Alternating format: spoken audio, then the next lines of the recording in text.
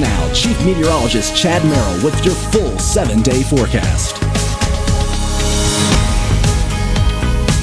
Welcome back, folks. We are definitely making up for a dry August. In Beckley, remember yesterday we pointed out that the rainfall was 1 inch behind average. Now we're just a quarter of an inch behind average, and we will make up for that and more later this afternoon into this evening. That's when most of the rain is going to fall across the region. Right now, we're going to zoom in on Pocahontas County because we do have a flood watch in effect for all of the region from 19 west, but we're seeing the heaviest rain now across the 219 corridor, Hillsborough up towards Ed Ray. This area could see some ponding of water on the roads, and there's more showers and there's more thunderstorms developing off towards the south and west. It's all along a cold front that's drawing in ample amounts of moisture, some of that from Idalia, but on the back side of it we have high pressure. We are looking beautiful tomorrow in through the rest of the week. Very humid air pushing north, but I guarantee you the amount of moisture available on the backside of this front is much less. It's much more refreshing when you see very low atmospheric moisture values in this time of the year. That means the dew point drops and it doesn't feel so sultry outside. So we just have to get through now till about 3 o'clock in the morning.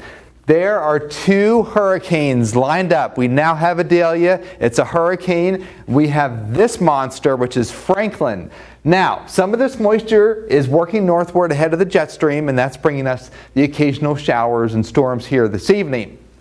Looking forward, 89 in Atlanta, 80 degrees here in Beckley, but temperatures much cooler across the Great Lakes. This colder air is coming in our direction, and we will feel it once we get into tomorrow. So the latest on our monster storm, winds are 100 miles an hour with Idalia. It is blossoming, convection just blossoming around the center. It's in very warm water. It's going to be a Cat 3 hurricane as it moves towards the panhandle of Florida. It's going to cause 10 to 15 foot storm surge, and then it will weaken to a tropical storm, produce some rain and wind, of course, across the Carolinas.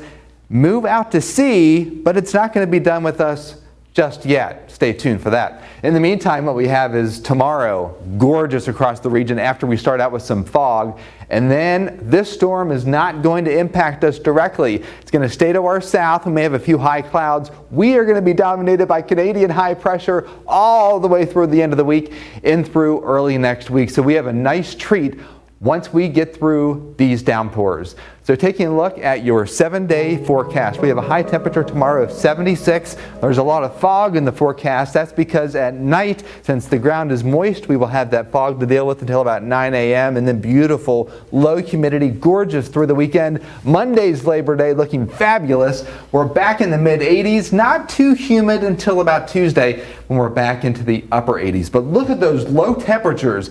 We've been in the 60s lately. We're going to be in the low 50s. So we get through these couple of showers and storms. We dodge them this afternoon and this evening. The real treat is on the backside of the system. It'll finally feel like fall for a few days.